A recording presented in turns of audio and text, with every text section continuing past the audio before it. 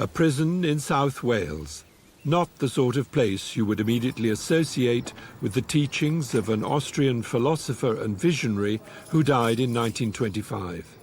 But Rudolf Steiner was used to challenges, and he challenged us.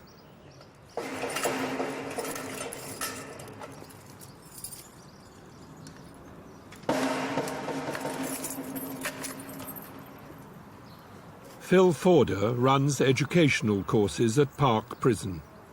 Over 20 years ago, with a young son to educate, he came across a Rudolf Steiner Waldorf school and eventually taught there himself, first in the kindergarten and then for 8 years as a class teacher in the middle school. He has worked in the prison for 11 years. I often say to myself, and I hear it all the time, there by the grace of God, and I think that's very appropriate in a prison. And you do come into life with strengths or weaknesses, and I think it's the job of a teacher, and that extends into here, is to help people to fulfill their potential, their destiny.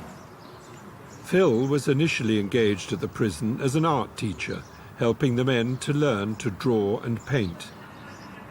What I'm doing now is not so much teaching art, but using art as the medium to deliver self-development and to look at yourself. I feel things happen to you in your life which you might say, well, they're out of your control, but they are in your control, because if you believe in karma, then they obviously are. So there's meaning in all of it. Do you find that the prisoners can come to an understanding of that? Yes, I do. I think they can, sometimes in a very conscious way and sometimes not so conscious, but I do think that you're dealing with the whole person, not just what you see in front of you. Yeah. I mean, is that what you try and do with your work with them, then? Is that what you're trying to do? I think it's a waking up. It's a connection. It's trying to put into place something that's missing, and usually the momentum for that comes from the man themselves, not from me. I just present the opportunity, or try and present the possibility for that to happen, but it's actually them who take it up with a lot of gusto, actually, because it's what they want. So how is that similar to what you did as a Waldorf school teacher then? Because I think you're working with the same forces. You're working with not just the cognitive forces, you're working with the feeling life and with the behaviour, the will. So you're actually working with people in a more holistic way. Yeah. And recognising the bigger picture. I think what Steiner was trying to bring was several things, but for me the main thing was that there's a lot more to our existence and what we perceive than meets the eye. What does meet the eye is that some people seem to be dealt rotten cards in life. Whether these situations are, in Phil's words, karmic or simply come about through chance is difficult to really know. But Steiner's statement, "We are slaves of the past, but masters of the future," is, I find, a helpful challenge, whatever the reasons and the circumstances in which we find ourselves. What happened yesterday clearly influences today, but tomorrow is up to us. Ruskin Mill in Gloucestershire is a Steiner-inspired residential college for young people between the ages of 16 and 25 who had, until now, for one reason or another, fallen through the educational net. They have, in the current jargon, learning difficulties. The students work on the land and in craft workshops, not necessarily to become farmers or craftsmen, but rather to experience what pupils in Steiner Waldorf schools in particular learn at an earlier age, to exercise their physical skills and coordination, and to actually make something, as a sound basis for the more abstract and intellectual learning that follows.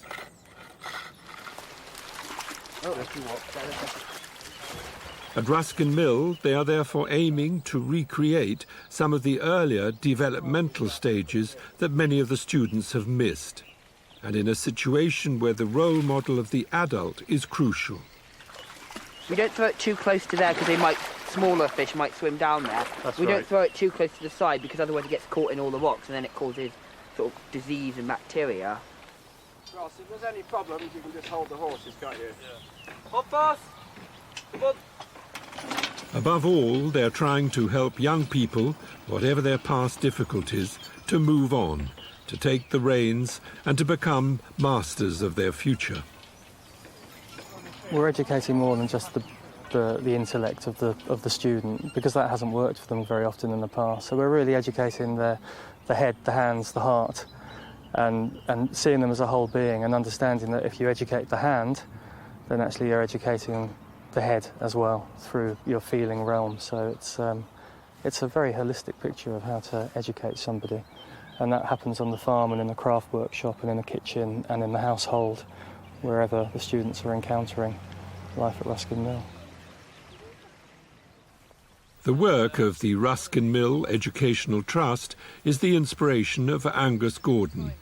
The source of his inspiration, besides Rudolf Steiner, is the 19th century craftsman and designer William Morris and the art critic and philosopher John Ruskin. Over the past 18 years, the organisation has grown from 35 students to 300 students, and with 6 further centres across Britain. Transforming material, wood, clay and metal, and growing their own food as an inspiration for transforming themselves is the essence of this educational initiative. One of the challenges that Rudolf Steiner actually places in the world is that problems have to be gone through. They have to be overcome. They can't be avoided for true transformation. And any offer of education or intervention that doesn't value at the heart the freedom of the individual to continue recycling their own pain, if you like, or their own trauma, if they don't want to take that step, it is absolutely clear you can only offer them simple tools to start that journey. Don't come back up the hill, just come down it, okay? Right, okay. Yeah, and then this humps. What's happened? I didn't see that. You just cut the string? The string went too close. Right. The string went too close. Emerson College in Sussex is an adult educational centre where Steiner's work is studied and developed. I did a course there myself over 40 years ago. And it's a very hard and lonely decision quite often to end. And what I wanted to say, it's helpful, I think, to know that externally ending a relationship does not end it, that it will find its resolution in time. Relationships are the topic currently being explored for a diploma course in biographical counselling, underpinned by the notion that we're not just determined by the interplay of nature and nurture, but that each one of us has a spiritual biography, what Carl Jung called a person's story, and that the circumstances of our past lives play into each new incarnation, what is often described as our karma. Are you saying that our relationships, whether they be the good ones or the difficult ones, invariably have some sort of karmic element to them? Yeah, almost always. You could say that we share a past, we have met before, and the question is, what are we doing now? So almost invariably, we have a history with each other. And really, Steiner's very strong about that. It's really time to wake up to that, to let the other wake us up, to become aware of them, and through them becoming aware of ourselves. he talks about that we are each other's initiators, into the mystery of what is a human being. So to be able to carry that person in our thoughts with their particular struggle, even if we cannot live together. When we listen to somebody's story, we can sometimes hear this, and sometimes people say, I was born this way. I was born with this question. So I think already people have intuitions that this has come from somewhere else. So we don't remember, but we have a growing sense of, like, oh, hello again, I know you, or, oh my God, it's you again. You know, that kind of feeling. I think people do have that experience. And redeem the pictures of each other, because it's very painful for both partners to be carrying a negative picture of the other. But you're not trying to help people understand or remember their past lives. No, it's not about that. Because anyway, no, it's actually much more to the future. So can I understand what I've done in this life? Can I get in touch, get a handle on my own biography so I can take a step into the future? So it's much more future-orientated. What's calling me? How can I realize what I've come to do? But not about what I have done or what I have been in my past life.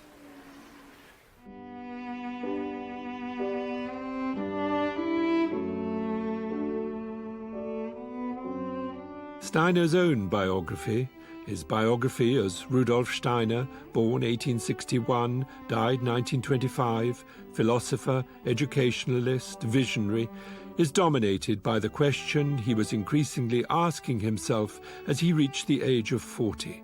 How long must I be silent?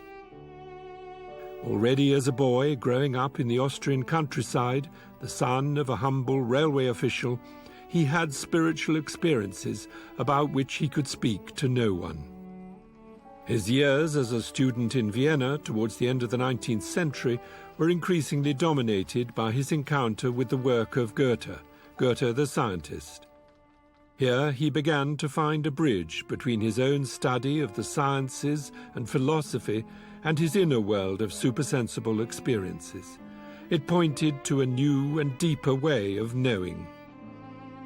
Steiner then spent 7 years in Weimar, editing Goethe's scientific papers and writing his key book, The Philosophy of Freedom.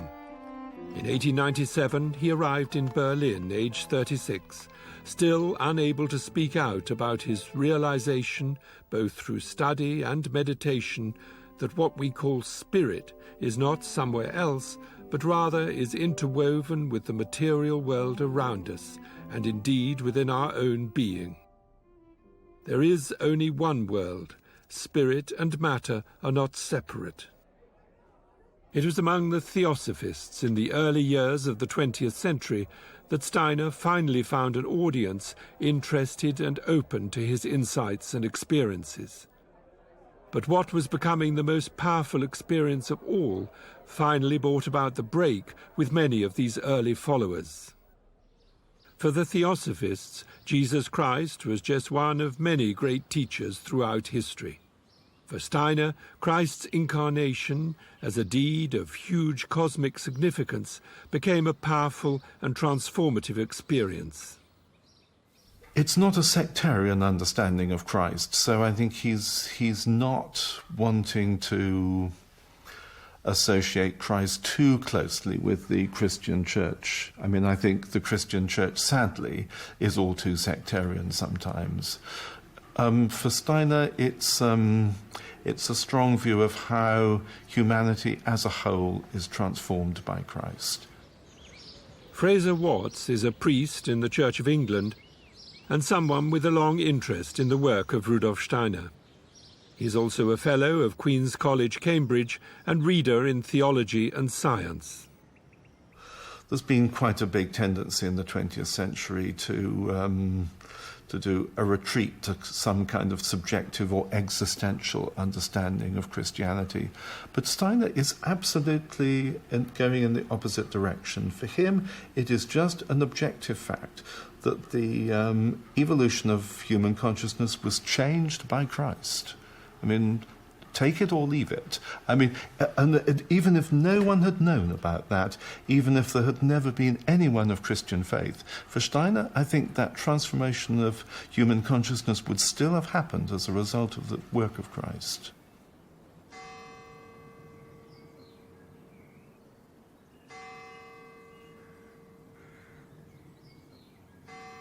The church at Potschach, in the village where Steiner lived until he was 8 years old. As a child and throughout his life, he was drawn to a great variety of people, priests included. In his autobiography, he describes his father as a free thinker. For Steiner himself, what increasingly mattered was knowledge, but the kind of knowledge in which science and religion, faith and reason are not at odds. A scientist of the invisible is how he has sometimes been described. I think the distinctive thing about Steiner's approach to that is to want to find some scientific approach to religious and spiritual questions. There are different ways of bringing science and religion into dialogue, but I think that's what's distinctive, to approach, I think he would say the spiritual rather than the religious, but to approach the spiritual in a scientific way.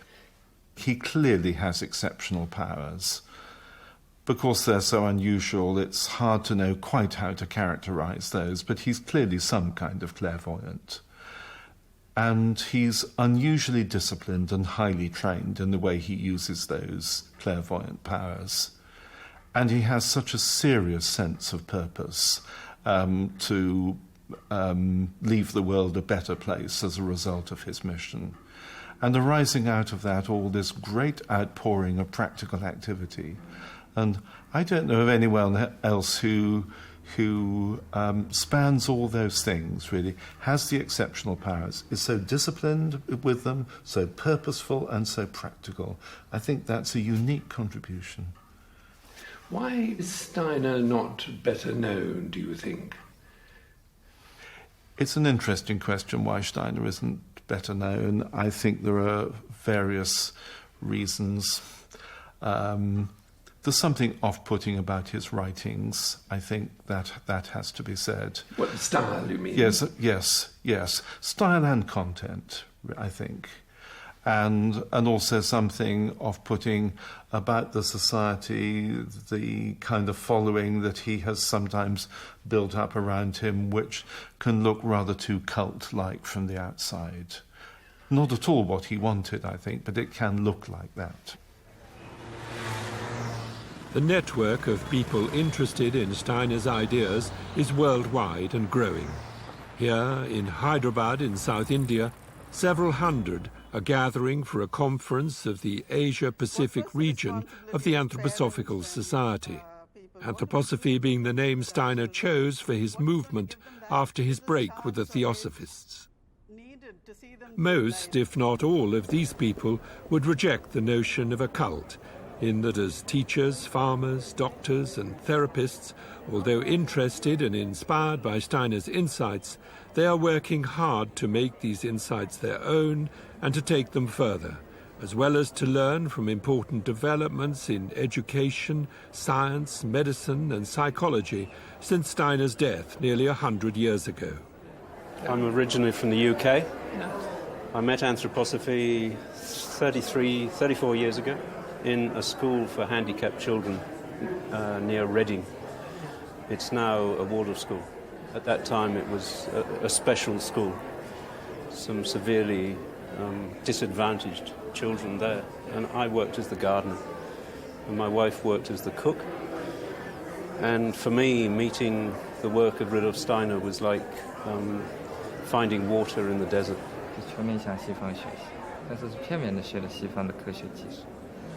Most of my teaching in Waldorf education has been in Australia.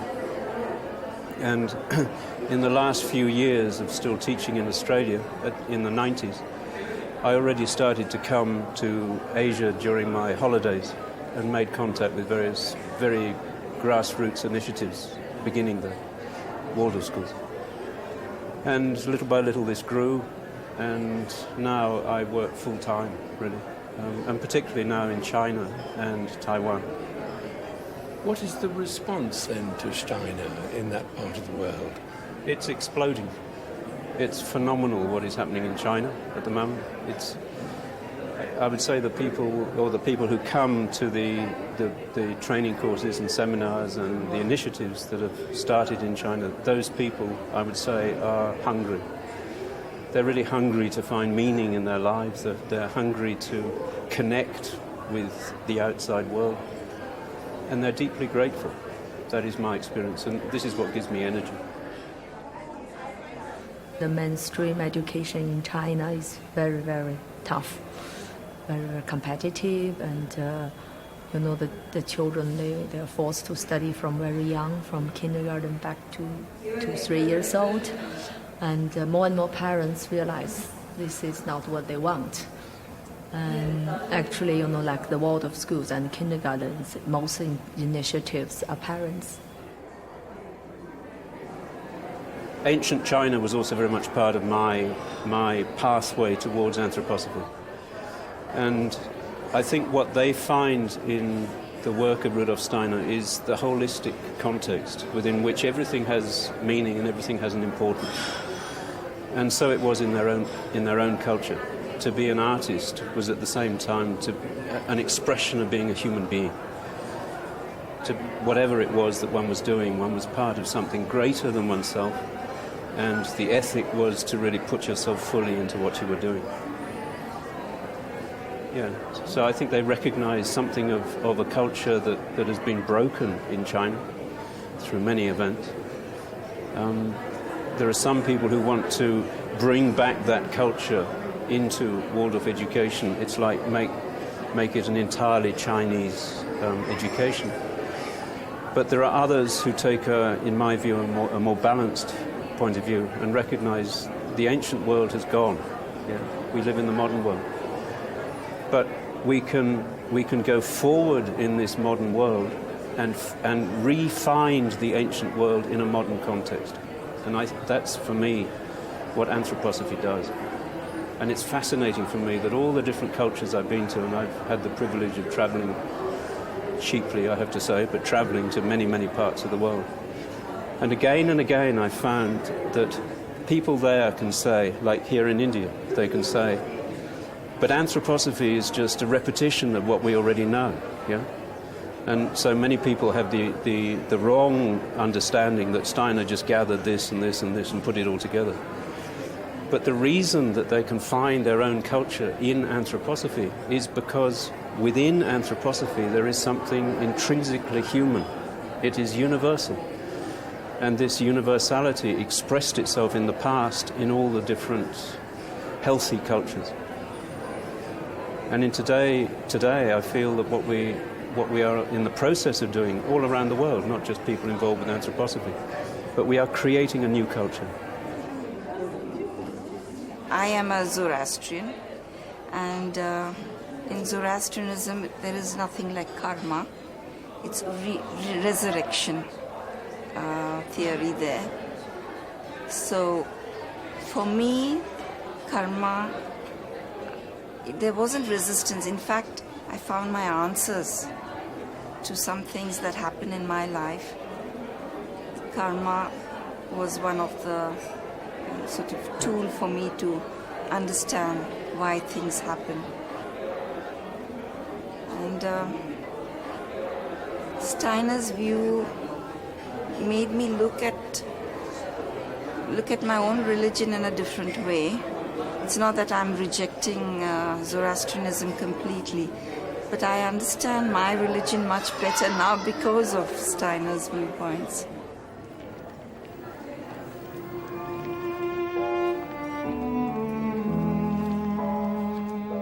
A key message running through many of Steiner's lectures and books on humanity's spiritual journey is that evolution has essentially been an evolution of consciousness, and therefore that our relationship to nature, to each other, and indeed to the divine, to God, has gradually changed.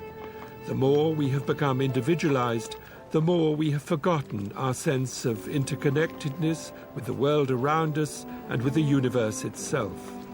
This feeling of separation, I'm me and you're you, has given us our sense of self, yet has come at a certain cost.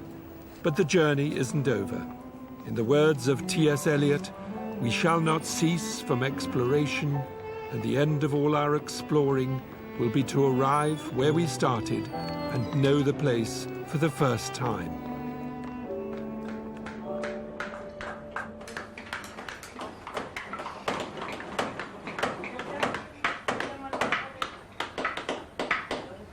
While in Hyderabad, I visited one of India's 7 Steiner Waldorf schools, 4 of which are in Hyderabad.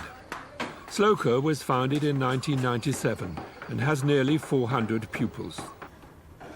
Like all Waldorf schools, crafts, music and art are an important ingredient. But it is the morning 2-hour main lessons that are at the heart of the Waldorf curriculum. So we would do a little bit of recall of what we have done last year in physics.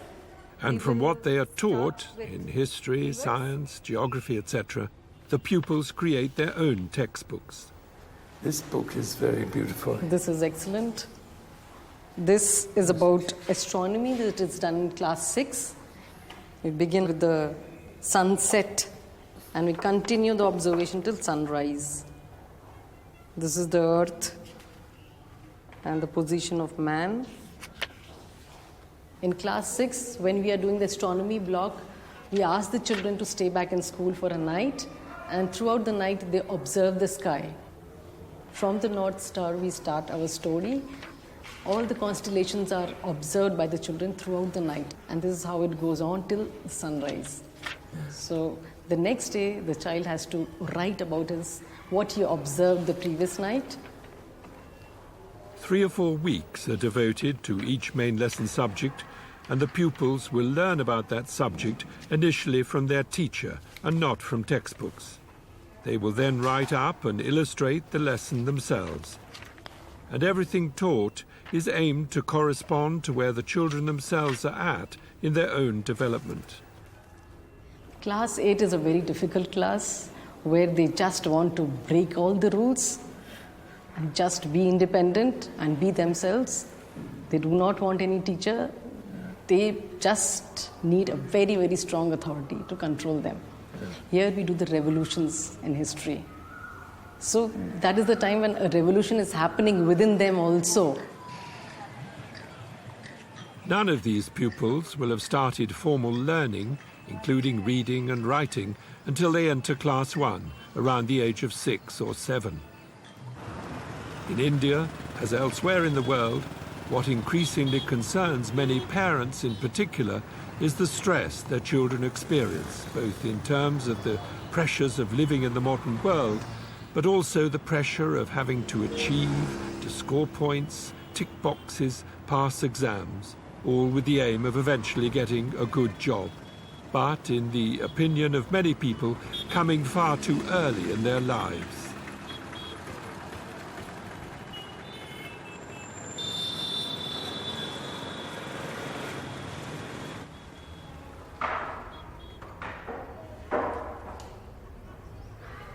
At Sloka's kindergarten in Hyderabad, the emphasis is on a very simple and rhythmic routine of creative play and stories, or simply having time to watch and wonder.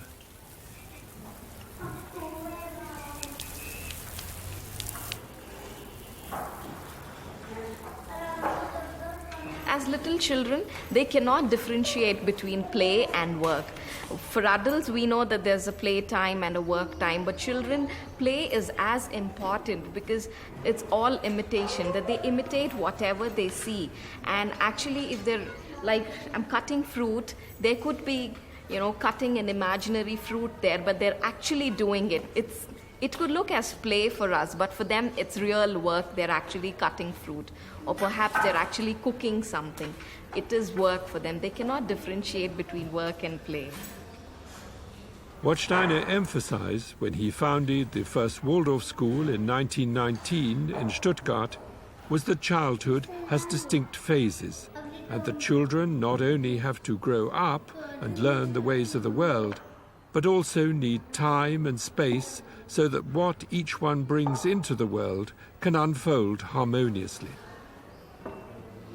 Trailing clouds of glory is how Wordsworth expressed it, though some of the baggage we carry on our backs, maybe from past lives, is often far from glorious.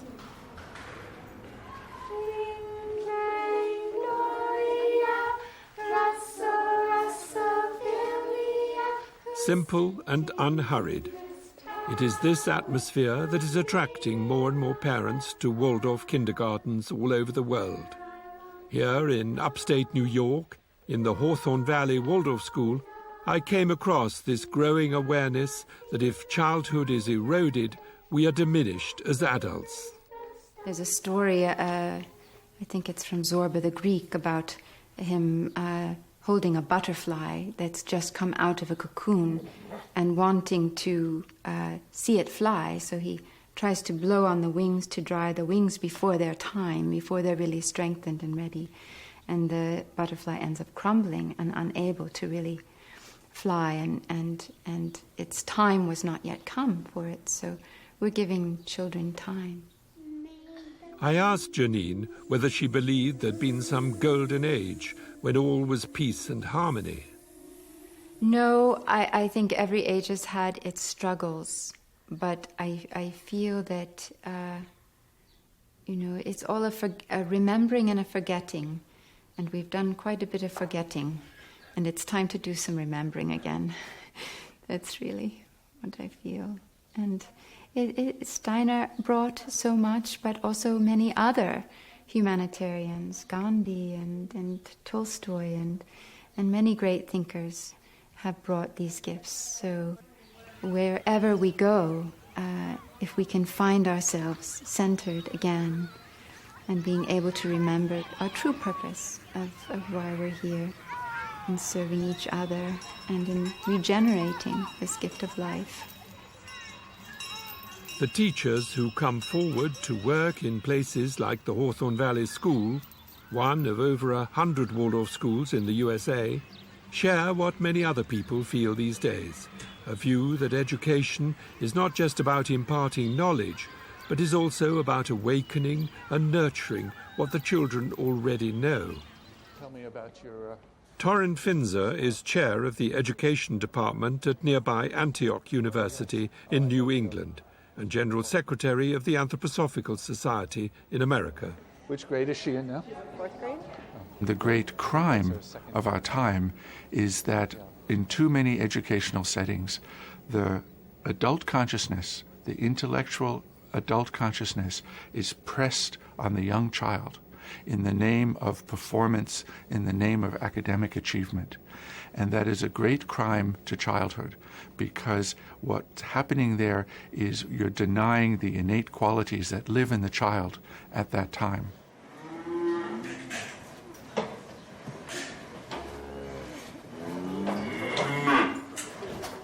As well as the Waldorf School in Hawthorne Valley, there's a 400-acre biodynamic farm, an active youth group called Think Outward, a bakery and shop, and a kitchen garden from which vegetables are trucked twice a week to Union Square Green Market in New York City.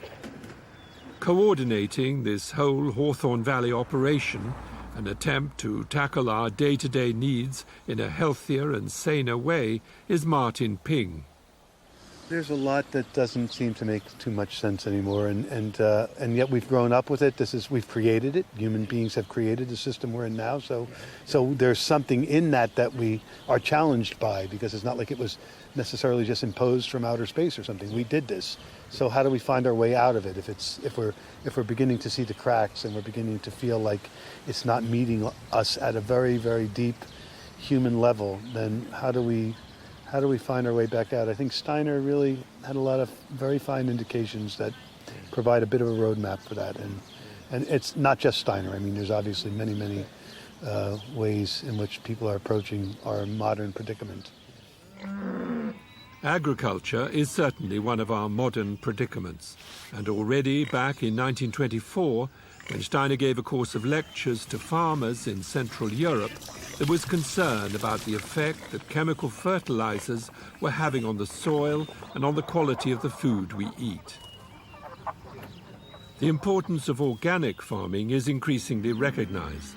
Steiner's biodynamic method goes further in that the preparations used on the land are designed not only to enhance the quality of the produce, but also to heal the earth in the process.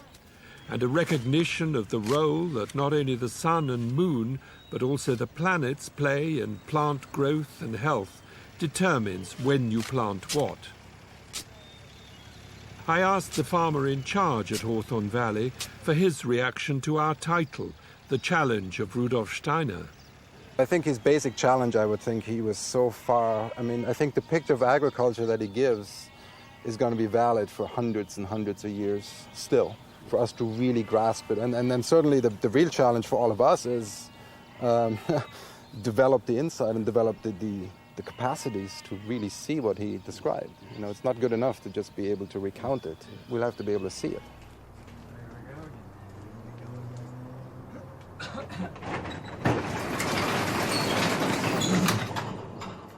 To develop insights and capacities of their own is what these two modern-day alchemists are trying to do in this Californian garage. Their task to make biodynamic preparations based on indications by Steiner that are not only an effective alternative to chemical and potentially harmful substances that are marketed worldwide, but are also more appropriate to the soil and climate of California and the tropics than those used in Western Europe.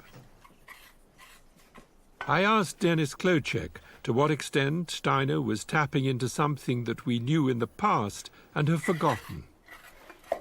Rudolf Steiner didn't appear just out of the blue. There's an old saying, genius never escapes its age. So he was a genius, and he brought the best elements from the ancient traditions together and synthesized them in a scientific context. That's why his work is called spiritual science. He felt it was really important that the scientific context be recognized by spiritually minded people, because he grew up at a time in his development when spiritism and Ouija boards and table tapping and seances, that was the way people got access to spirit. And he inherited the mantle of theosophy, and that was part of their lore. And what he said was, no, it has to be made in the same way that we make science. However, on the other side of science is this death rationale force that can't imagine life forces and beings as spiritual beings. That's a whole other dimension, and they're separated now. And so it's necessary to bring those two together in order for science to be redeemed, and in order for spiritual work to move into the future rather than just be stuck on what we inherited from the past. It has to move into the future, but the scientific revolution is not random. It's not an anomaly. It's a reality. So it's not going to go away. So the scientific worldview is not going to go away. So we can't just go out and hug trees and talk about fairies and hope that that's going to go somewhere. Even if that's the perception that we have, that has to be grounded in reason. So it's both. It's an inheritance from the past. And if you read Paracelsus and Basil Valentine and the alchemists, you'll see everywhere in their work is this threads that Rudolf Steiner was picking on and pulling forward. And yet, with his cosmology and his rational training in science, he could move it further. Dennis Klocek teaches consciousness studies at this college near Sacramento. His colleague, Matthias Baker, a fellow researcher, is consultant to a number of biodynamic vineyards in California. When Dennis referred earlier to his preparations as medicine for the earth, I asked him why the earth needed medicine. If we left it alone and stopped spraying it with chemicals, wouldn't it be perfectly happy? No. If we left it alone, it would be very lonely, because it's our mother, and she says to us all the time, "You haven't called home in a while. You're only using my bank account to live. So you need to love me and nurture me and feed me with medicines, because I'm sick from your neglect."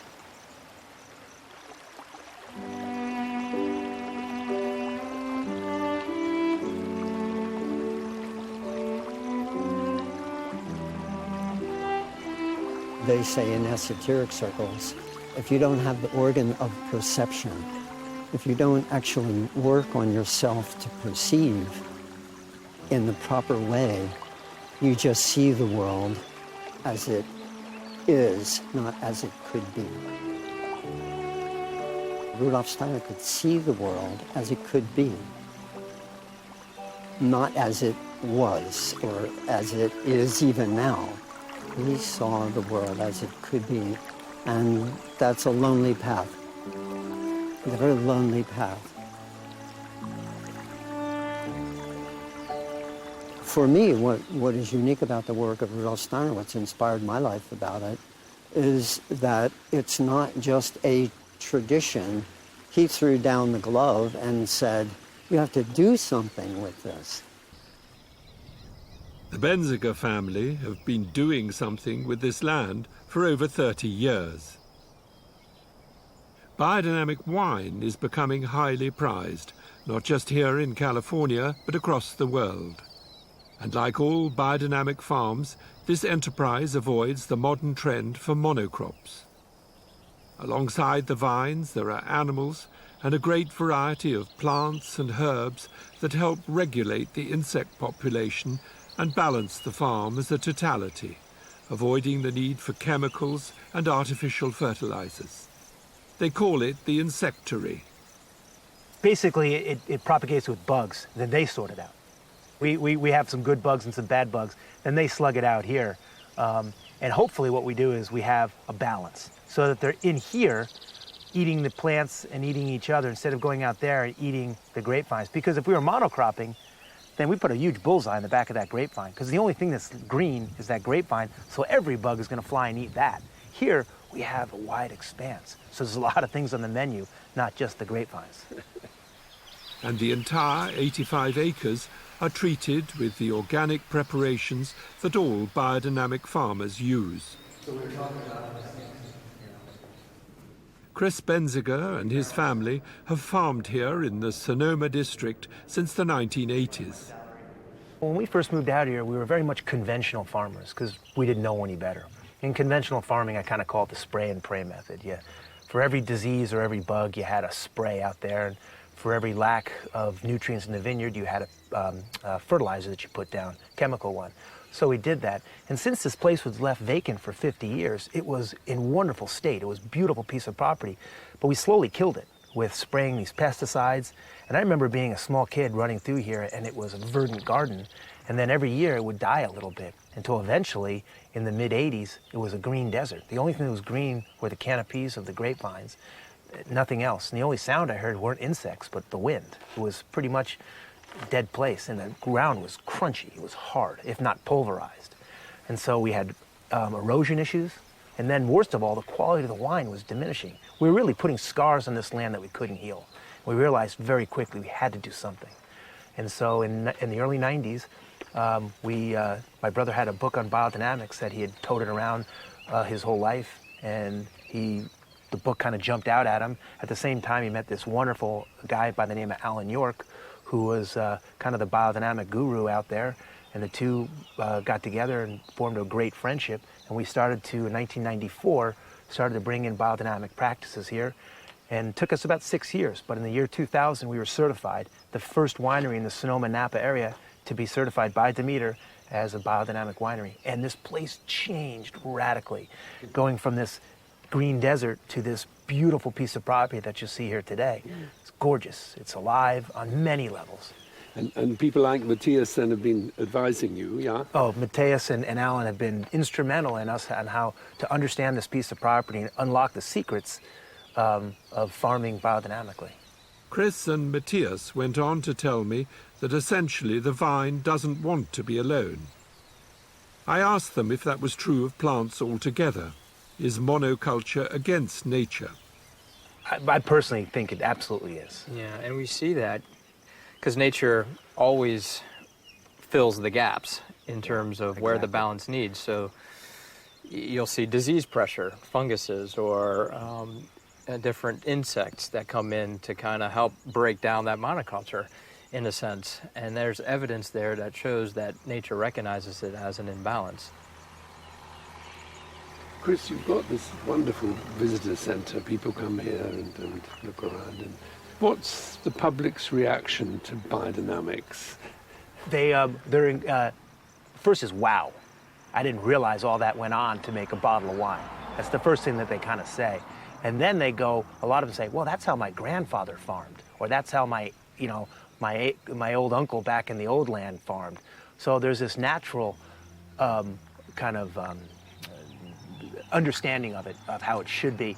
And then there's this kind of, wow, I wish we could do that. You could see everybody wants to get a little dirt under their fingernails when they come here. And they understand that it's a very complicated system on one hand, but also an extremely simple system on the other, because it's following Mother Nature.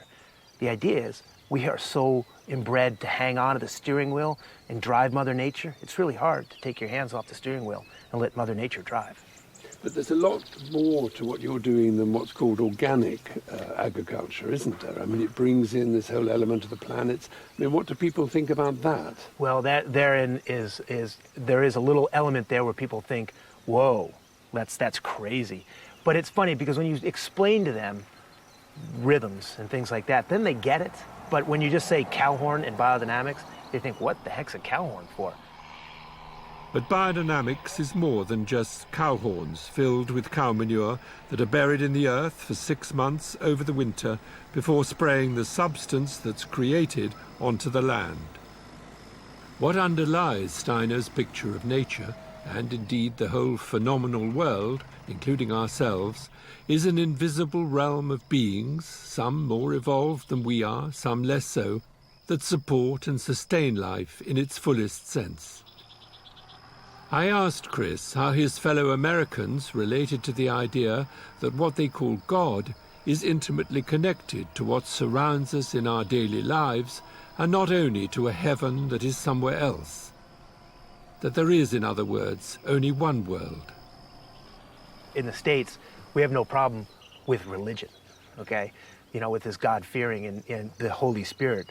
But those same people that go to church on Sunday have the hardest time understanding natural spirits, the rhythms of nature that, you know, their God supposedly brings here. They don't see that part of it, these natural systems. So it's very hard for people to, they understand religion, but they're not spiritual in the sense that they don't follow what's happening naturally right underneath their noses. Instead, they want to have a chemical package tell them that this is better than actually following a natural rhythm, which I don't understand, because the beauty is right here.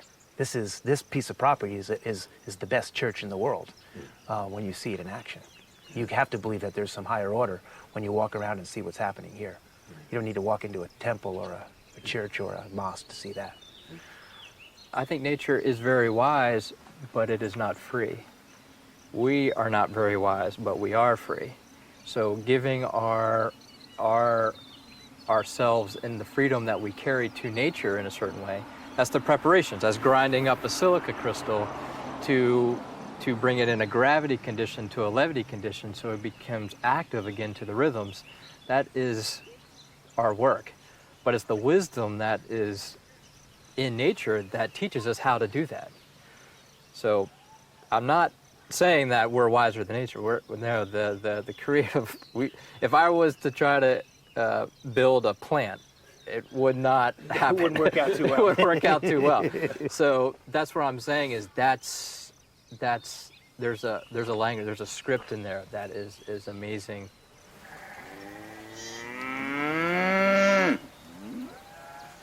Matthias went on to suggest that our challenge is to reconnect to nature and to the earth in a way that is sacred, but sacred in a new way.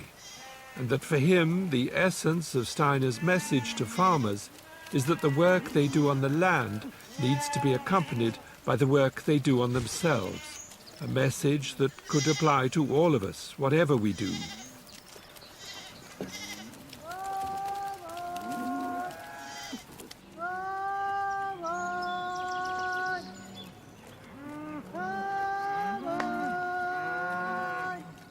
This young man is at work 3,000 miles from the Benziger winery in California, but still in the USA. Tucked away in New England is Copiague, a Camp Hill village community for adults with learning difficulties.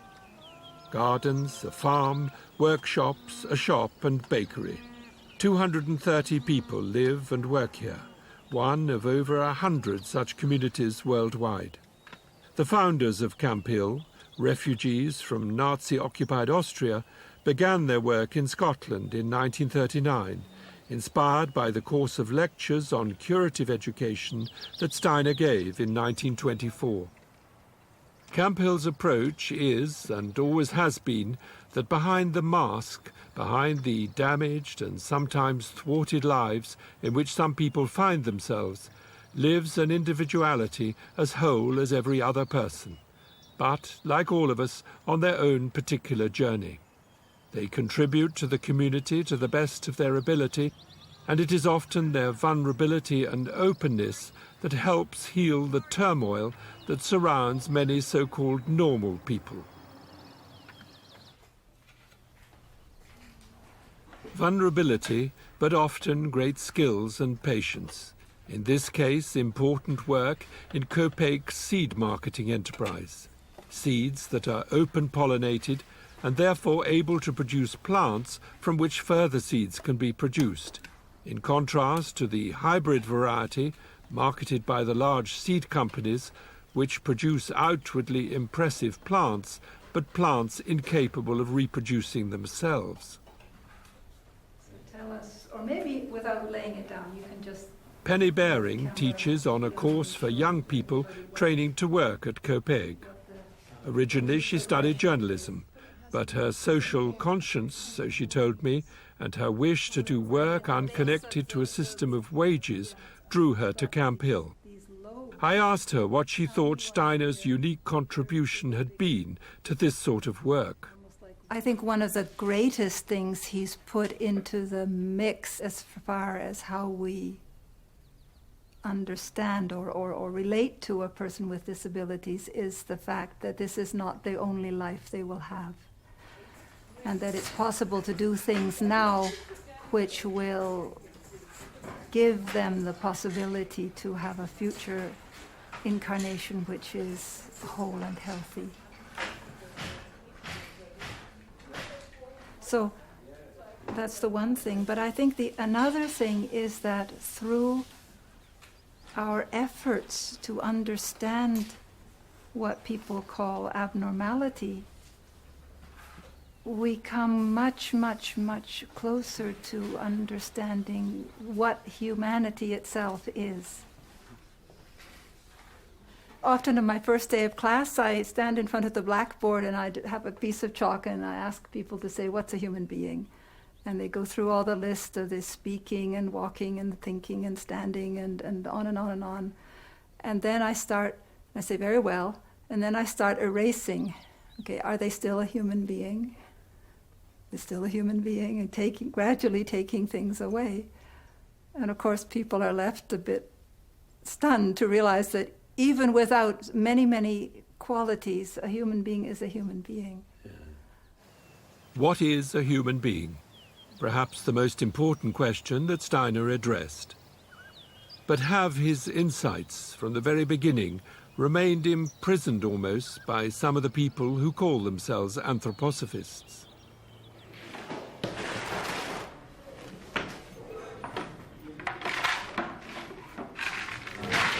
I asked the baker, Joseph Papas, whether he thought that Camp Hill communities like Copiague have tended to isolate themselves from the world at large, and whether Steiner's legacy altogether has become too exclusive. I guess it can be, though I don't know that it's specific to his legacy as such. I think that isolation tends to happen with any sort of content that comes into the world. And I certainly would never say it was his intention.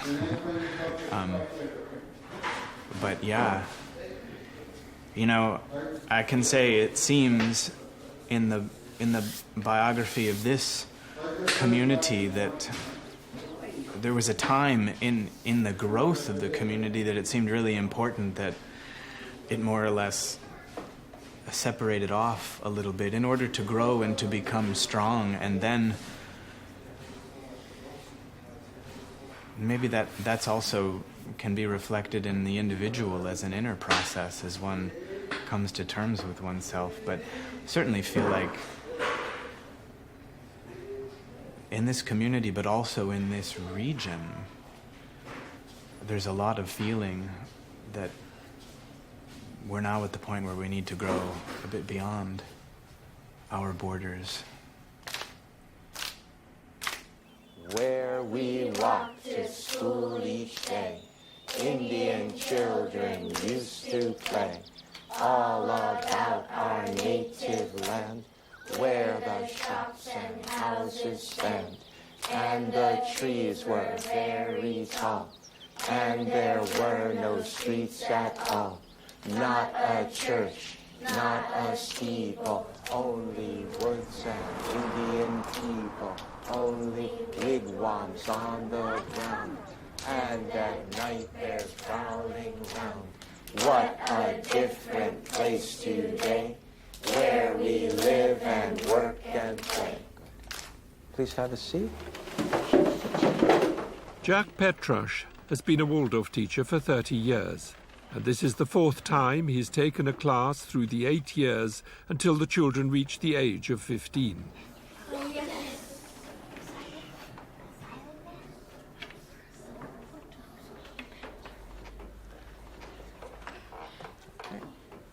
Silent arithmetic. Here we go.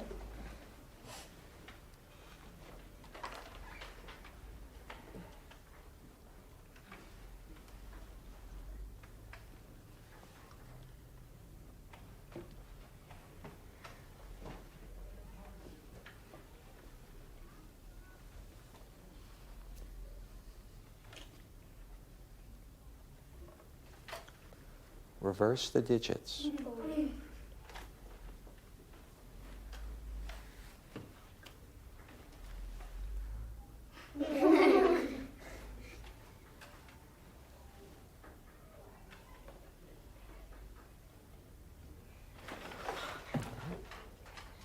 Kneel. Excellent, good. Nearly 2 hours later, and the morning main lesson is over. One of Jack's concerns is that in the Waldorf school movement, there isn't always sufficient interest and appreciation for some of the positive things being pioneered in mainstream education. On the other hand, mainstream appreciation of Waldorf methods is also not much in evidence. I asked him if any sort of dialogue is taking place. I wish I could say that it was happening in a marked way, but it happens more in small ways. There are educators who are coming out of mainstream who can appreciate what Waldorf has to offer. Good. Listen carefully. But unfortunately, they're few and far between. And in our climate in America, with No Child Left Behind and the tremendous pressure on testing that came out of the Bush era and is continued, unfortunately, with President Obama, it's very hard for the ideas that are essential to Waldorf to resonate within the educational community. There's just too much pressure. Oh, see, this one was wrong.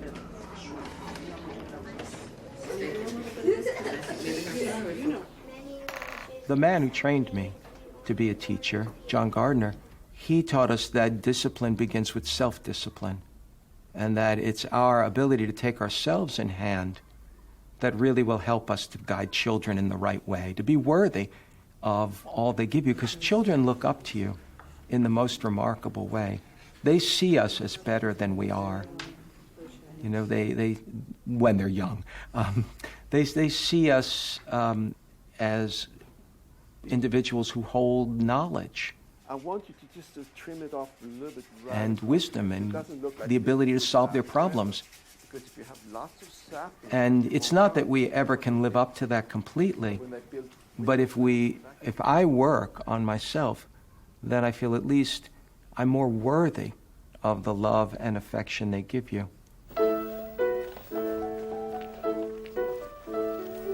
I think about the world that the children that we teach and raise will inherit, and how many problems will be in that world. And I think about the kind of thinking that's going to be needed to solve the complex, seemingly insolvable problems that we have in the world with the environment, with our cities, with our prisons, and even in America with our democracy. And I know that the problems aren't going to be solved easily. They're going to require a type of thinking that is new and innovative. And I believe Waldorf kids, and I'm not just saying this to sell Waldorf, but I believe the kind of thinking that's fostered in a Waldorf school allows children to think out of the box. I feel children are going to need to ask the questions that nobody's asking yet to help solve the world's problems.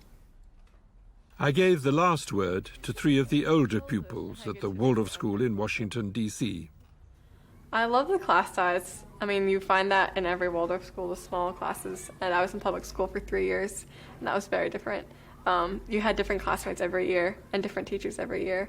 And I like having the same ones to kind of develop relationships with. Yeah. That's been fantastic. That's one of my favorite parts of the school. And I also love main lesson and how you get to make your own textbooks. You don't have to use them. I praise that wherever I go and people ask me. That's what comes to mind is the main lesson books for me. Going back to the teachers, I feel really nurtured and supported with how much you get to know your teachers in such a deep level. And you feel like friends, but it's still a professional relationship. Yeah. So that's great. Yeah, it's definitely just the student-teacher relationship that is really important, and it makes you want to learn more, and it makes you dedicated to your work, and it means a lot more than just work because they're not just teachers. Later, I talked to a group of 18-year-olds at Michael Hall in Sussex, the first Waldorf school to be founded in Britain back in 1925. I asked them what they'd most appreciated about their education. I think what I like most about Steiner education is that it prepares you for life, not for just exams. Yeah. And I think when you leave school, you're prepared for all aspects of life. Yeah. Not just prepared for an exam. Yeah. Not just crafts and arts, and it's not just academic. It's finding a balance about everything, and that's how we go out into the world. Is potentially we go out as balanced human beings to grow and to mature, and so on in later life. But that's what makes it so rich. These books, they're called your main lesson books, aren't they? I know they're not necessarily your own, but did you find that helpful to do things that way? I mean, you didn't have textbooks, you created your own textbooks. Is that the idea? Yeah. Yes. It really is a very interesting way of looking at things because you're learning on a group basis but very individually. I think that's a really good mix. Mm-hmm. I mean, I've really enjoyed it, and it's also a very nice thing. I mean, when we were sort of in younger classes, I remember it was always the first thing you did in the morning. Mm-hmm. I mean, you recall what you've done the day before, so you're obviously going through it, and then you move on to something new. And it was always quite a nice way to kind of start the day because it is quite a gentle form of learning, but it's still very effective. Yeah. Main lessons are really one of the most inspired parts of Steiner education. One of the biggest problems we have at the moment is that at least the West seems to be descending into this state where everyone needs constant gratification of little bits all the time, so constantly consuming, be it fast food or something like the website Twitter. We can no longer be bothered to read anything longer than 100 characters. The thing about main lessons is because it's a long block of doing one thing, it really develops your ability to kind of absorb and actually immerse yourself in something rather than just needing it instantly in a bite-sized piece. You have time to digest it, I suppose. Michael Hall, like nearly all Waldorf schools in Britain and America, is a private fee-paying school, thereby putting it out of the reach of most children, not at all what Steiner would have wished. In most of continental Europe, Waldorf schools receive government support. Now, in the UK, there are moves to change the situation. Government funding, so far without unacceptable strings attached, is coming the way of what used to be the Hereford Waldorf School, founded in 1983, and now, since 2008, the Steiner Academy, Hereford. One government stipulation was that the school had a principal. Traditionally, Waldorf schools are run collectively by a college of teachers. Here, the principal, Trevor Meffam, who's been connected to Waldorf education for 25 years, is supported by his deputy, Clarence Harvey, who came from mainstream secondary education in Liverpool. I asked Clarence what drew him to a Waldorf school. That's a long story. I suppose essentially, I believe in what it's trying to do. That there is something missing. That's my experience. There's something missing in mainstream education. And I have been aware of Steiner education for many, many years through my professional training and experience and so on. And I suppose I recognize in it the possibility of something different emerging. So I was very drawn to helping that to happen. What would be different then? In a word? Yes, you know. In a word, yeah. In a word, what's different is that I think this education makes it central that we're dealing with the children and who they are and who they can be, rather than with external demands of society. External demands of society are important, but it has to start with who the children in their deep selves, who they are. So for me, that was an exciting and important thing to help support happen. Is it possible in schools, in publicly funded schools with all the accountability, to not lose sight of the children? Yeah. So, yeah. What would you say, Trevor, with the essence then? Well, I think there's an awful lot of talk in these times about technology, globalization, speed, variety, all of those things. And a lot of it is packaging. A lot of it is stuff that's on the surface. But I think, echoing what Clarence just said, I think there's a really important need not to bring about globalization of the world, but to bring about humanization of the world.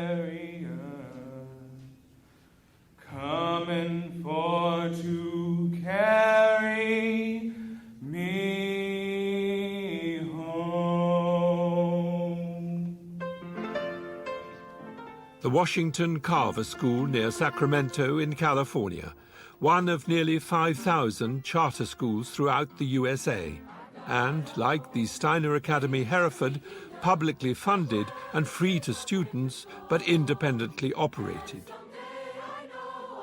The head, Allegra Alessandri, is gradually introducing Waldorf methods into what was one of California's most persistently failing schools. A further 20 charter schools in California alone are likewise bringing some of Steiner's educational ideas to youngsters for whom fee-paying schools are out of the question. I asked Allegra how the pupils and their families have reacted to her initiatives. Is there resistance, or do they respond? Well, because we are a school of choice, students opt out of their large comprehensive high school to come here. So they're making a choice to be here. And mostly what we hear, the majority of the time, is, why didn't I find this sooner? We have students who are very creative and artistic, who have been really languishing in the system, who have been failing in the system, and yet are very bright students with enormous talents. And they come here and find a place to flourish because they are developing and growing, and that's recognized. The compromises that inevitably arise when Waldorf methods are introduced into mainstream education are a problem for some Steiner purists. But it seems to me, on a visit to a school like this one, that Steiner would be delighted that people are experimenting and moving beyond the borders of a movement that can all too easily become inward-looking and even elitist. And perhaps most important of all, Allegra and her team are making an important contribution towards helping and encouraging less fortunate young people. I asked her what it was like when she first took over. There was gang activity.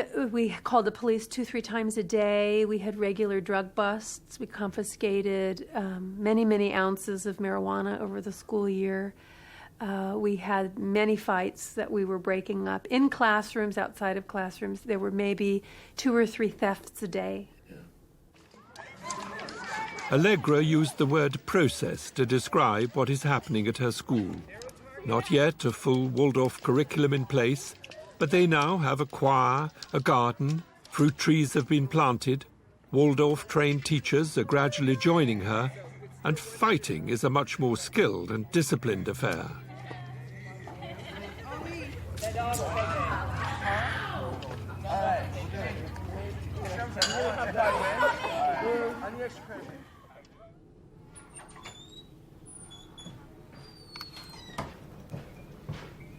Rudolf Steiner never visited America, but he did travel extensively in Europe during the last 20 years or so of his life, delivering over 6,000 lectures, as well as writing books, plays, and a collection of meditative verses. Walter Kugler is in charge of the archive related to Steiner's work up until his death in 1925. It's housed in the basement of this building, across the meadow from the Goetheanum in Switzerland, the center of the Anthroposophical Society that Steiner founded. It replaced an earlier wooden building which Steiner designed and worked on with an international group of helpers for nearly 8 years, and which was destroyed by fire on New Year's Eve in 1922. Steiner drew up plans for the replacement, this time made not out of wood but of concrete, but he never lived to see its completion. What did survive the fire was this huge carving which Steiner created along with the English sculptor Edith Marion and known as the Group. Steiner referred to the central figure as the representative human being. In some people's eyes, it's an imagination of what St. Paul proclaimed, not I, but the Christ in me. The carving is also a depiction of the 2 polarities that Steiner saw as key ingredients at work in human nature. One, that he identified as Lucifer, is the influence that gives us our sense of self, independence, and creative potential. But if taken to extreme, leads to pride, selfishness, and a flight from our tasks on earth. The other influence, Steiner called this being Ahriman, is what helps us to keep our feet on the ground and to live in the here and now. But again, if taken to extreme, encourages us to believe that only what can be weighed, counted, and measured is real. All else is fantasy. Our task is to hold these 2 polarities in balance. And Steiner didn't leave out the role of humor on this arduous journey. Jung would have called Lucifer and Ahriman archetypes. For Steiner, they were actual beings like us, caught up in a mighty evolutionary drama, and a drama that is unfolding not just in the heavens, but throughout human history here on earth. It's a drama that has consequence for the spiritual world, and it is it is not just a kind of forgettable backdrop to what really counts. It's not something simply to transcend as Maya, as an illusion, as something that you want to get out of in order to go to heaven and avoid hell or something like that. He has much more the sense that human evolution and human history are part of a grand spiritual drama that transcendent, beings and forces and realities are attending to and are in some sense participating in and are interested in the consequences of. That's extraordinary. But in these last years of his life, Steiner was not only occupied with his visions of cosmic and human evolution, and with the creation of new architectural and sculptural forms, inspiring artists such as Kandinsky and Joseph Beuys. Despite problems with his health, he continued to travel, here on a visit to North Wales in 1923. By then, he was increasingly concerned about the situation emerging in the aftermath of the First World War, politically, socially, and economically. He feels that humanity is in a great battle. He's trying to help, really trying to save evolution from the dead end. Or one-sidedness. One-sidedness is a dead end. If it's unbalanced, it will break, it will crash, and it will bring terrible suffering. Well, see, Steiner feels we have already been through terrible suffering. There is terrible suffering in the world, cruelty, people, starving. That's an unbalance. So he's very interested in economics and in the proper way for a government and a community to form in order to really to save people from starvation and also from meaningless work. Great concern. He's not a Marxist, but he drank from that cup. He knew that Marx's critique of capitalism has some profound truth to it. It's a cruel system. Totalitarianism is also cruel. We haven't found an uncruel system, but that's what he was looking for, where the economic, the political, and then the whole cultural sphere would work collaboratively in their respective spheres without anyone taking over the other. But in the West, but particularly in the United States, the economic, of course, is just far more powerful than the other spheres, controlling education, even religion. For him, this is a great concern. Economics points to banking, and the concern expressed by Steiner nearly 100 years ago and echoed by Robert McDermott that the economic sphere has got too big for its boots has increasingly become the concern of many. Here in London, at the client day of the UK branch of the Dutch-based Triodos Bank, are both customers and bankers who are trying to work in a different way with money. Greater transparency, greater responsibility, and greater consciousness of how the money deposited is actually used. Peter Blom is chairman of the executive board of Triodos Bank. I'm convinced that banks should look more at what is really needed in society and then make out of that a feasible business. And then you need some profit, of course. You cannot do without profit, but you don't start with profit. Profit is the result. And I think that was also something what relates strongly to what Steiner always said. Profit is not something you aim for. Profit is something what is a sign of a healthy operation. It's emerging from a healthy transaction. And that is a much better way of looking at profit than putting it there as a goal, as an objective, and make everything work for that goal. With Steiner, he always had the human being in the back of his mind. when he was talking about economics, about medicine or whatever.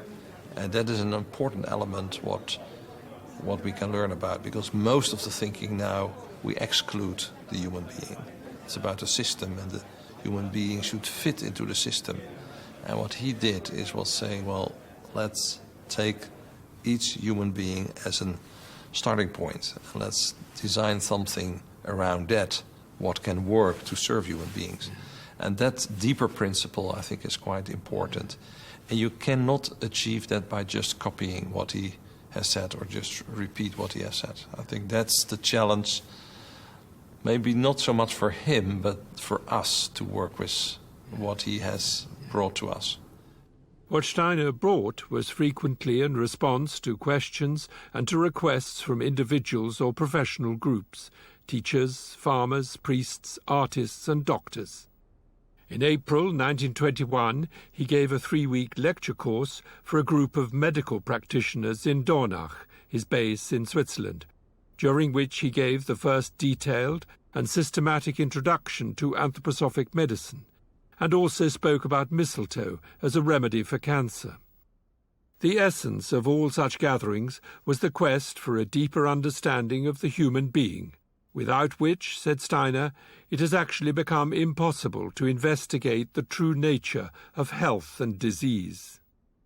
Steiner worked closely with the Dutch doctor Ita Wegman in bringing his insights about health and disease into practical application. At the Hiskier Institute in nearby Arlesheim, research into the use of mistletoe as a treatment for cancer continues. Into this high-tech machine, the sap from mistletoe, harvested in June, is mixed with the sap from a second harvest in winter.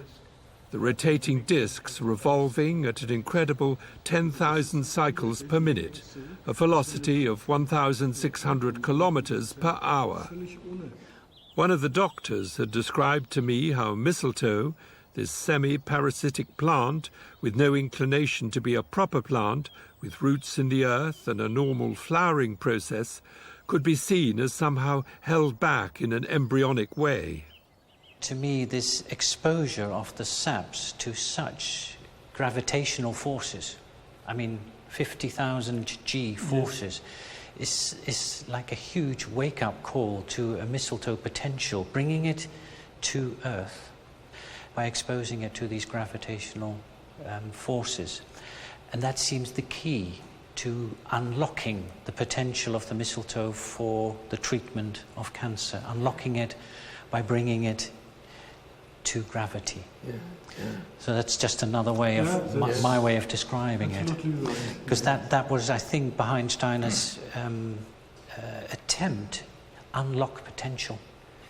The mistletoe is a hidden plant until it becomes unlocked in this way, the manufacturing process, and then in clinical practice. I asked the director at Hiskier about this strange combination of highly sophisticated technology with a plant one associates with druids and folklore. Yeah, the combination is strange. This old, huge, old mystical plant and this high-tech procedure. But, these are polarities which maybe give sense. Which may be taken as a feature, as a characteristic of anthroposophic medicine, both trying to span the understanding based on old, traditional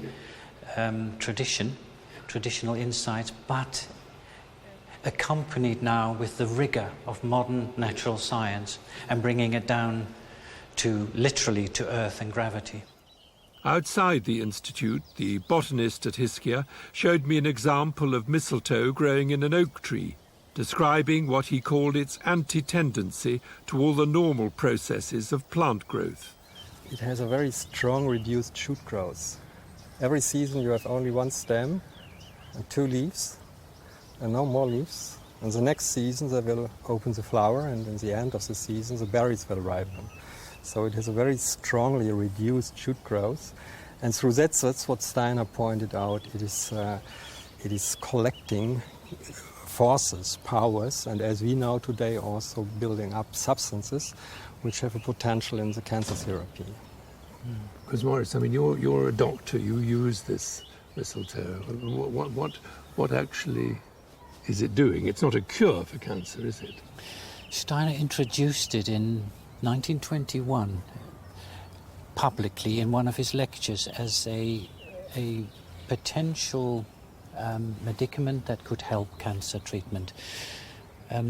Not, as you said, necessarily as a cure, but research has shown there have been many cases collected already where cancer with mistletoe treatment alone can have quite a powerful effect, and some patients even go into remission.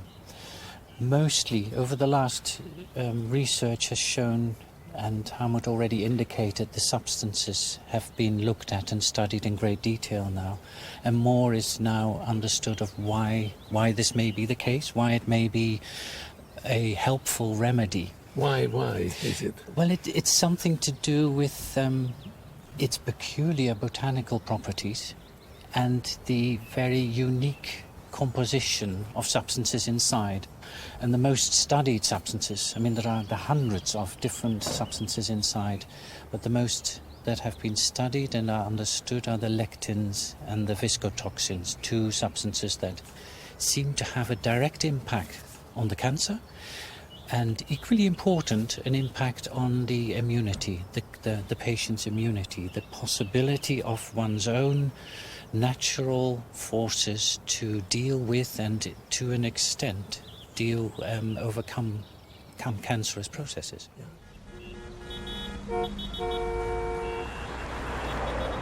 Pollution, stress, illness. How can we find the ability to muster inner forces in the healing process, or simply to cope with modern life? An ally in this challenge is Velida UK, here on the outskirts of Ilkeston in Derbyshire. Founded in 1921 as a result of Steiner's contact with the medical profession, Velida is now a worldwide organization providing medicines that stimulate our natural capacity to heal ourselves and to remain healthy. It also creates products which, in Velida's words, restore harmony and enhance well-being. Alongside its modern and efficient production line, many of the substances are potentized by hand, enhancing, so they believe, the efficacy of the medicines. The managing director is Bob Ballard. I think there's a general disillusionment with the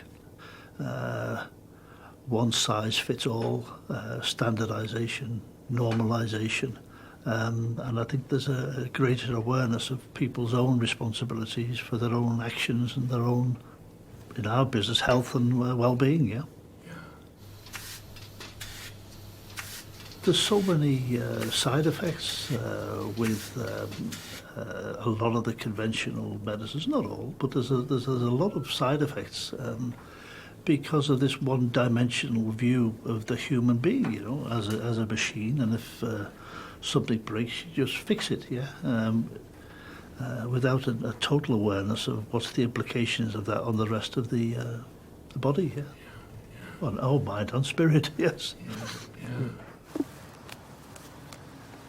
The plants that are used in the majority of Velida's remedies are grown in their own biodynamic garden. The space is deliberately not all geared to production, but to the health and diversity of the environment as a whole, a pond, meadow and trees. For Michael Bate and his assistant Claire Hattersley, the plants, all plants, mirror aspects of the human being, and, if recognized, are there to restore balance and to heal. The medicines which Rudolf Steiner himself gave us are very fascinating, and when you really study the growth and gestures of the plants that he suggested, they can provide this picture often of the healthy working of, say, the heart or the liver or whatever, or, on the other hand, provide a mirror of how that organ or that system doesn't work. This commitment to ponder deeply on Steiner's sometimes challenging indications about our relationship to nature and to our interconnectedness with nature, and to observe what the plant is saying to us, is at the heart of Velida's work. Michael also spoke to me about the challenge of being as fluid and flexible as nature herself, and to recognize that everything, including our own lives, is in process. Nothing is fixed. And like each one of us, every plant has its own unique signature. We have some plants here that they almost push us away. They don't really want us to interfere too much with the way they grow. They don't really want to respond to us gardening and cultivating them. They would rather be standalone. And there are other medicinal plants that are quite they don't change too much if we are weeding them and hoeing them. And you get a sense that they are working with us. But there are certain plants that are much more independent. And if we start to fuss them too much, then they're perhaps not so happy. Like it, yes. So we have to respect that as well. What's your understanding? What's the definition of a weed, then? A plant in the wrong place. I see weeds very differently now since I've worked at Something that's very difficult to grow if you want it. Really? Yeah. Quite often the plants we're trying to cultivate, sometimes they just turn their nose up. They won't behave themselves like garden plants. They're not predictable. So we'll sow a bed of something, maybe poppies, and they won't come up, but maybe in 3 years' time they'll come up for us. So we have to be a little bit kind of flexible. I think your plants sound to be more like people. Yes, yes they are yes. beginning to. People, their health and well-being are the prime concern of the Blackthorn Medical Centre at Maidstone in Kent, an NHS practice that combines conventional medicine with an anthroposophical approach to health and healing. It also offers therapies that include eurythmy, biographical counselling, rhythmic massage and art. In addition, the Blackthorn Trust has a contract with social services for the rehabilitation of patients with mental health problems through work in Blackthorn's garden, bakery, cafe and craft workshop. The practice also has NHS funding for their work on pain management. David McGavin, like all good doctors, is enthusiastic about helping people who, for various reasons, feel themselves at the end of the road.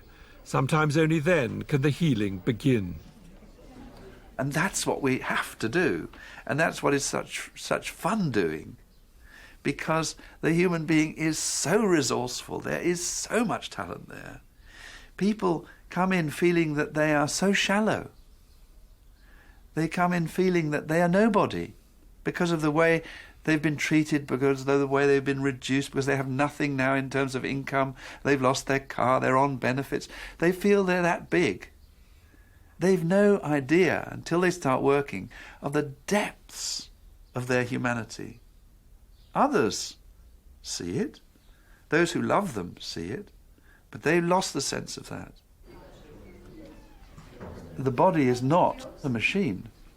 It's filled with wonders and abilities of which the conscious human being is using a fraction. And it's in these circumstances of chronic pain, in a way the torture of the illness, with no material way of getting out of it, that one is thrown into this mysterious world. And to have Rudolf Steiner's maps, as it were, here's a great help. The Goetheanum in Switzerland, location for the annual International Medical Conference for Anthroposophical Practitioners, at which David McGavin is one of the speakers. And the latest plan, because we have plans every 2 or 3 years, is that the money will now go to doctors, and we will have all the money. We have chosen patients who are not just difficult, but difficult to treat. And so we all fight with each other because we all know best. But with these patients, they are so difficult. We all needed each other. And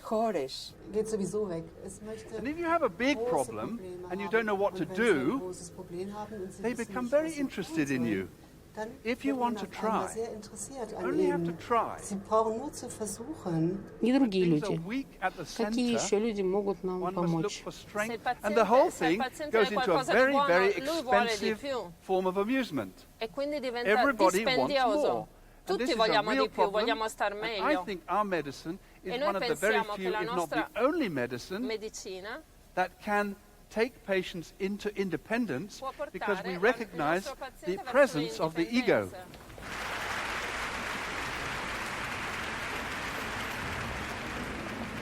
There are nearly 3,000 doctors worldwide who've taken the additional training in anthroposophic medicine. Alongside an increasing number of hospitals, clinics and surgeries offering treatments informed by and developed from Rudolf Steiner's indications. Ursula Flatters qualified as a doctor in her native Germany, but has worked in Sweden for 30 years and was a co-founder of the Vida Clinic in Jana. I asked her what she felt was Steiner's most significant contribution to medicine. It's very much. Maybe the most important thing is that you need to integrate every illness into the biography of a human being. It means the illness has a context, and that has big moral consequences. You have to treat everybody individually. You have to listen to everybody. You have to find out what is the possibility in this situation for the individual patient. Maybe this is the strongest thing that inspired me most and really deeply changed my relationship to the patients and my decision making. So each person has a story in a way, that's what you're saying? Yes, yeah? yes, and the story is sometimes a secret story even for the patient. So when you get ill, something is like a secret. There's something in it that we both have to find out. Steiner said everybody has a mission, not only the big person on the platform. Everybody has a mission. That also means he has a task in this life. So this kind of feeling for biographies as a period of time in which we come with task and we work for this task and we go with the results and bring the results in the future evolution of ourselves, but also of humanity.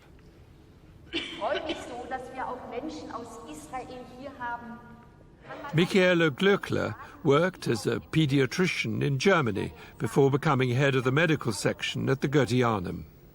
Steiner's concept of spirituality is that every human thought is a spiritual power. That what you think will be reality of tomorrow.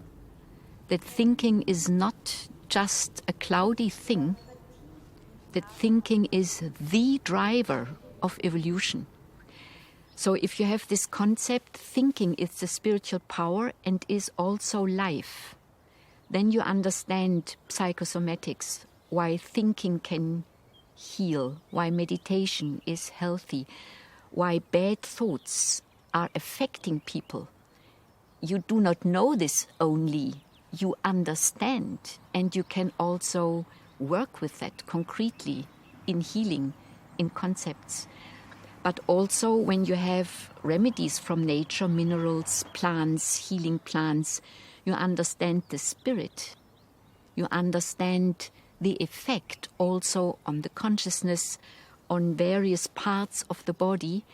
So we study very concretely, very scientific, what works in the nature and corresponds with nature processes in our physical nature, and on the other hand, what can we contribute by helping the people to live more consciously, more meaningful, more healthily in all their various life circumstances.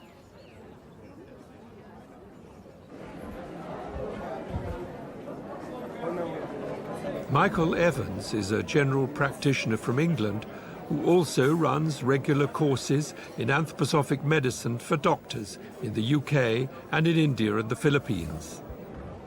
I think what's unique about Steiner's contribution is that on the one hand he fully recognised what conventional medicine was offering as a detailed knowledge of the physical body, but made it very clear and almost challenged doctors to think beyond the box and to be aware that the human being has life forces, has a soul, has a spiritual identity, and that all that is part of being human, and really all that is involved in the process of becoming ill and potentially can be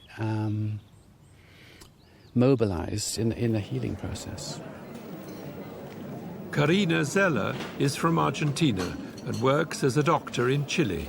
I was always very interested in spirituality, and I had the experience both the science and the spirituality are truth.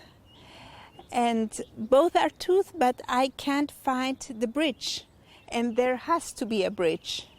Science and spirituality. Yeah, because I was always very interested in science too, and I was searching, looking for the bridge, and I couldn't find it. And I read a book of Rudolf Steiner in Ita Wegmann, and I said, here is the bridge that I'm looking for. Are you optimistic about the future and medicine? One of the things that people have said about anthroposophic medicine is that it's the medicine for tomorrow. I suspect it's the medicine for the day after tomorrow. So it needs really the long view. So I'm optimistic in the long view. Not quite so optimistic in the short term. Do you see an element of tragedy in Steiner's life? The fact that he did die quite early? Yes. Certainly, I think the whole life is, from one point of view, it's a tragedy. I think he was suffering a very lot. Because? Because I think his insights were so far-reaching that he didn't meet enough people to understand quick enough. But from another point of view, you can say love is always a tragedy. You come with something really new. It was really an impulse of love, I think, so it must fail in a way. To begin with, looks like that, because he was not the big star. He connected to people, he wanted to work with people, he took them as they were. He was positive, and all this very big social impulse it's great. Maybe it's a little bit more slow for him, but we all are invited to this, and that is not a tragedy. I think that's beautiful. It takes some time, but it's beautiful that he chose that. He could have gone to the mountains and wrote a lot of wonderful books, but he chose to work together with people. And it's very great. I don't know anything else that is so practical, that really tries to create a culture from spiritual insights, not only having them, but doing something. But things are going much slower than one would wish. Even in me, I'm too slow, I'm too lazy.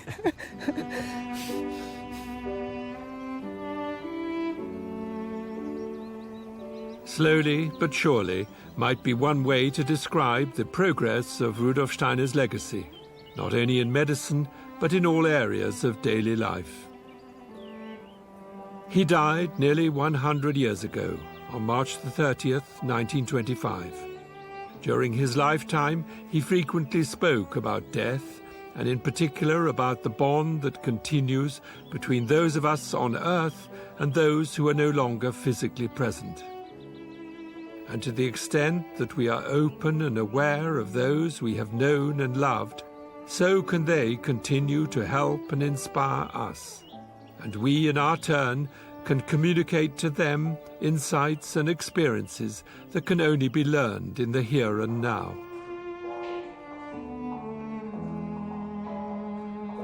The essence of his message, as I understand it, a message that tries to communicate ancient wisdom in a form appropriate for modern consciousness, is that there is only one world, part seemingly hidden, part revealed, and that we human beings are not alone, not just in our daily lives, but in the universe at large.